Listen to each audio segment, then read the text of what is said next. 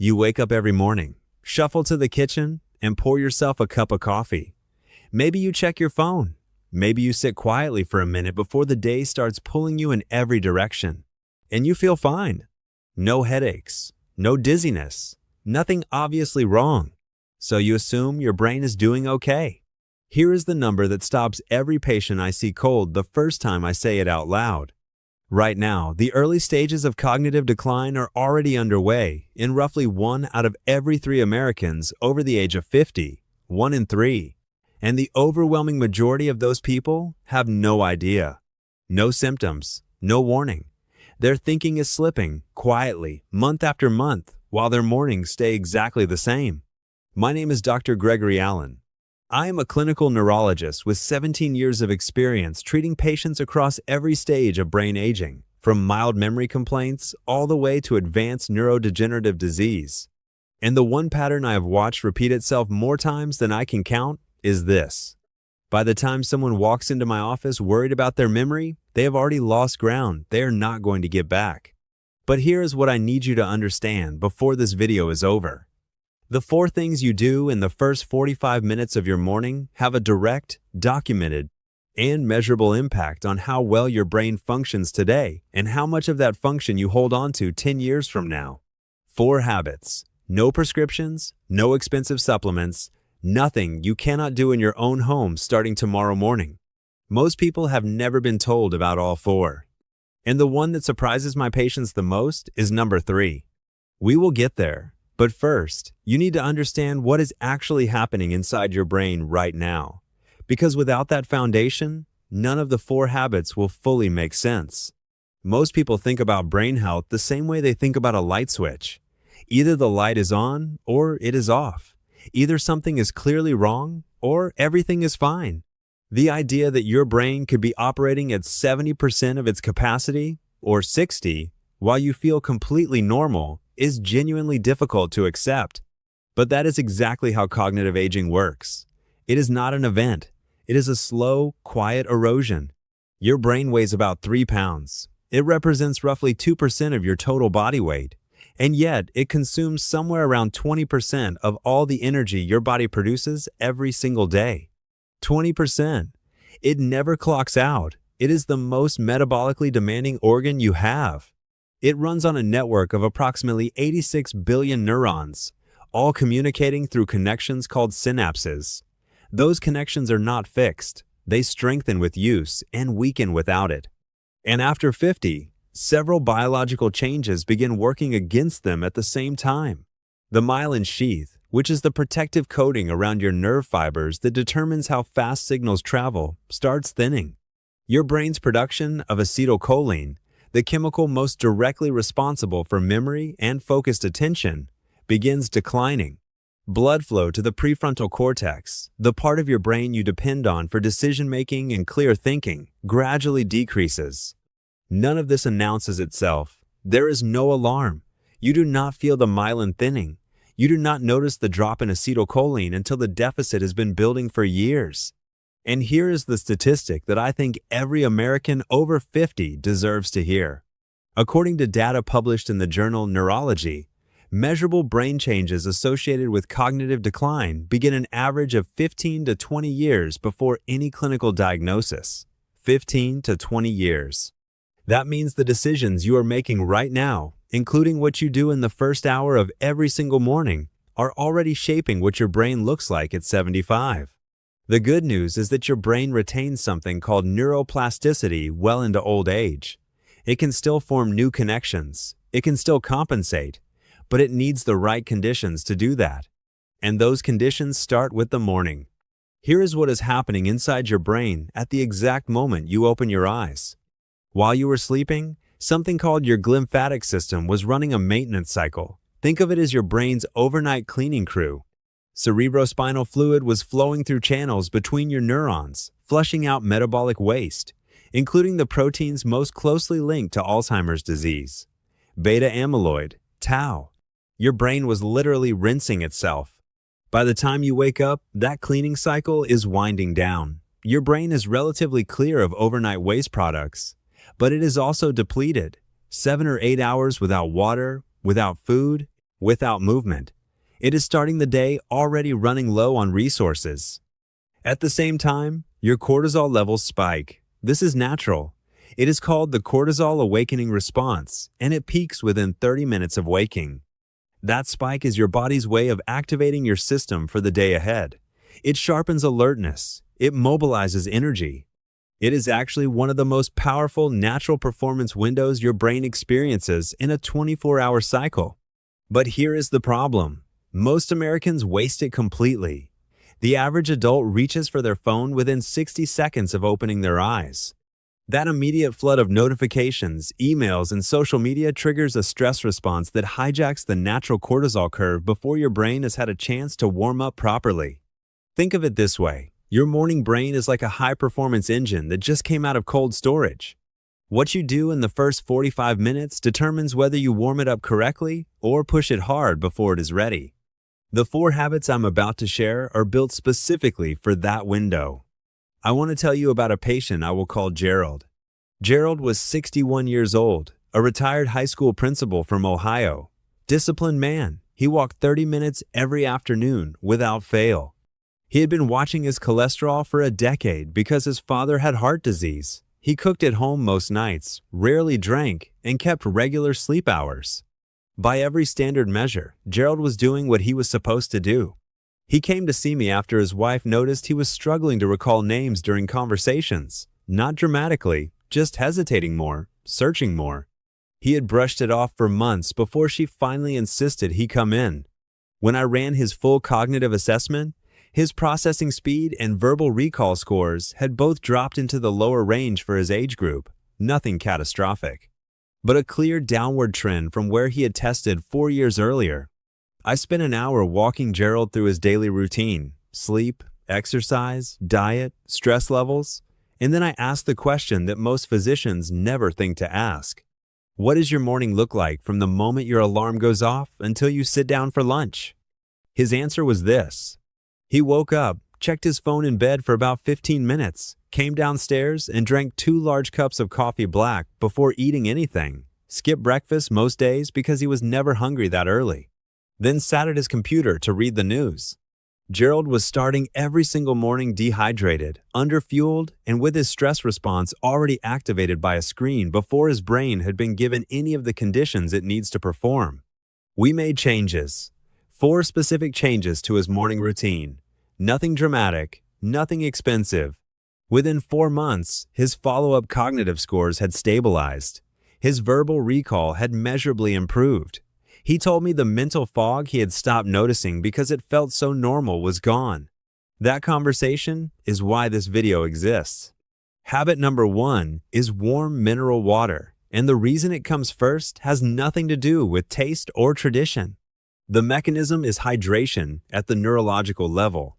Your brain is approximately 73% water, not blood, not tissue fluid, water. And after 7 or 8 hours of sleep without a single drop of fluid intake, your blood is measurably thicker than it will be at any other point during the day. The concentration of everything in your bloodstream, including the metabolic byproducts your brain needs to clear, is at its daily peak the moment you wake up. A study published in the European Journal of Nutrition found that even mild dehydration, defined as a fluid loss of just 1 to 2% of body weight, produced measurable decrements in memory, attention, and psychomotor speed in adults over 50. 1 to 2% is less than a pound of fluid. You lose that through breathing and mild perspiration during a normal night of sleep. So, before coffee, before food, before your phone, your brain is already operating in a low hydration state that directly compromises cognitive performance. Here is why warm water, not cold and not coffee. Warm water is absorbed into your bloodstream significantly faster than cold water because it does not trigger the temperature buffering response that slows gastric emptying. And coffee, while it has real benefits, is a mild diuretic.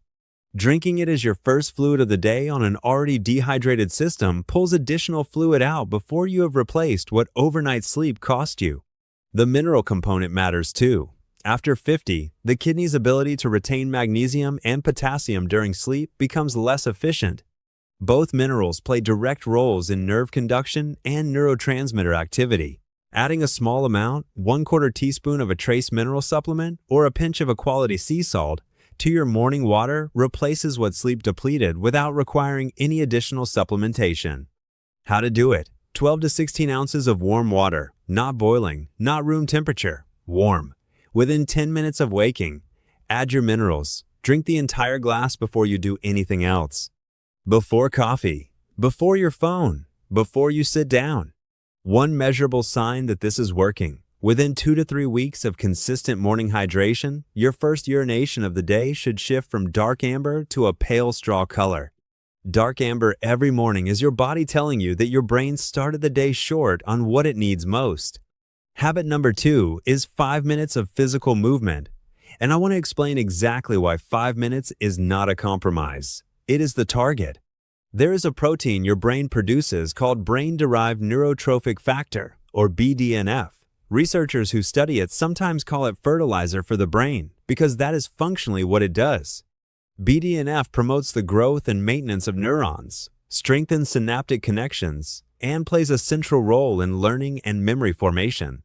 Low BDNF levels are consistently found in patients with depression, Alzheimer's disease, and accelerated cognitive aging. Physical movement is the single most reliable, fastest-acting trigger for BDNF production that we know of. Nothing else comes close. Not supplements, not cognitive training, not diet alone. A 2018 study out of the University of British Columbia found that even brief bouts of aerobic movement, as short as 10 minutes, produce measurable increases in BDNF and improvements in hippocampal function within hours. The hippocampus is the brain region most directly responsible for forming new memories and the first area to show structural deterioration in early Alzheimer's disease. 5 minutes in the morning is not about fitness. It's about giving your brain a neurochemical signal that the day has started. Here is what matters about that timing. Your cortisol is already elevated in the first 30 minutes of waking. Gentle physical movement during that window works with your natural cortisol curve instead of against it. It converts that activation energy into improved circulation, elevated BDNF, and sharper baseline alertness for the next several hours. What counts? Any continuous movement that raises your heart rate slightly. A brisk walk around the block. 20 jumping jacks followed by 2 minutes of marching in place. Standing heel raises while you wait for your water to warm. The specific activity is less important than the fact that your body is upright and moving for 5 uninterrupted minutes. What does not count? Walking to the kitchen and back, standing up and stretching for 30 seconds. Casual movement does not cross the threshold needed to trigger meaningful BDNF release. One critical detail: leave your phone inside. Movement with passive screen consumption does not produce the same neurochemical response as movement with your attention directed outward. The research on this is consistent. Your brain needs both the physical input and the attentional shift to generate the full benefit. 5 minutes, every morning, before the coffee is even finished brewing. This is the habit that surprises my patients most, not because it sounds complicated, but because it sounds too simple to matter. 2 to 5 minutes of natural outdoor light, combined with slow, deliberate breathing. Let me explain the science, because without it, this sounds like advice you would hear at a wellness retreat and promptly ignore. Deep inside your brain, there is a tiny cluster of about 20,000 neurons called the suprachiasmatic nucleus. Most people have never heard of it, but it is essentially the master clock of your entire biology. It regulates your sleep-wake cycle, your cortisol rhythm, your core body temperature, and the timing of dozens of hormonal processes that directly affect brain performance. The suprachiasmatic nucleus has one primary input: light, specifically the short wavelength, high-intensity light spectrum that exists in natural outdoor light, even on a cloudy day. When natural light enters your eyes in the morning and reaches those neurons, it sends a clear signal that synchronizes your circadian rhythm for the next 24 hours. That synchronization improves the timing of cortisol release, enhances the depth of your subsequent night's sleep, sharpens afternoon alertness, and has been directly associated with better mood regulation and reduced anxiety. Research from the Stanford University Human Performance Lab found that morning light exposure of as little as 2 to 10 minutes significantly improved nighttime sleep quality and daytime cognitive function compared to subjects who received no morning light exposure. Here is what most Americans do instead. They go from a dim bedroom to a lit bathroom to a kitchen with indoor overhead lighting, and they never step outside at all before noon.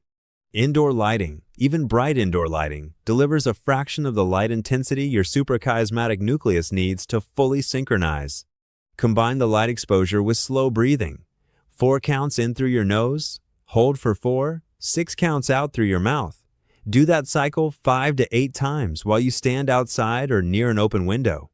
This takes 4 minutes total. What it does is pair the light-based circadian signal with a deliberate parasympathetic activation.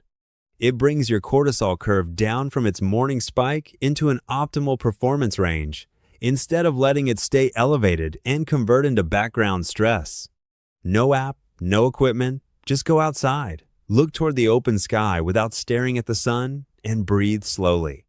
Habit number 4 is eating a breakfast built around 2 specific nutrients that the aging brain cannot perform well without, and most Americans are chronically short on both of them.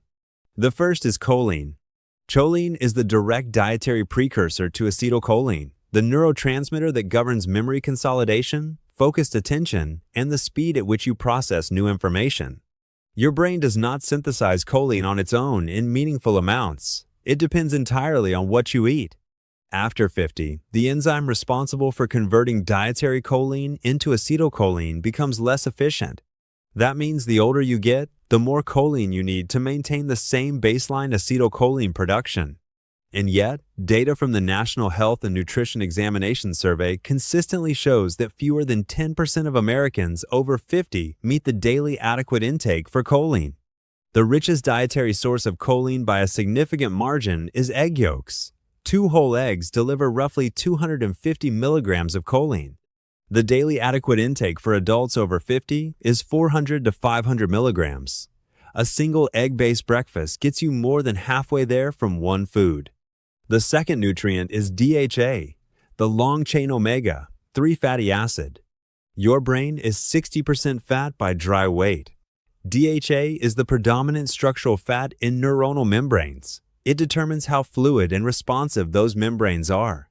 When DHA levels are low, cell membranes become more rigid, synaptic signaling slows, and the rate of neuroinflammation increases. Multiple large longitudinal studies have found that low DHA levels in midlife are one of the strongest dietary predictors of cognitive decline in later years. The best morning sources of DHA are fatty fish like canned sardines or salmon, or a tablespoon of ground flaxseed and a small handful of walnuts if you prefer plant-based options. A practical breakfast that delivers both: 2 scrambled eggs with a side of canned sardines or smoked salmon, or 2 eggs with a quarter cup of walnuts and a tablespoon of ground flaxseed mixed into oatmeal. Eat within 90 minutes of waking. Skipping breakfast, which roughly 30% of Americans over 50 do regularly, is not metabolically neutral for the brain.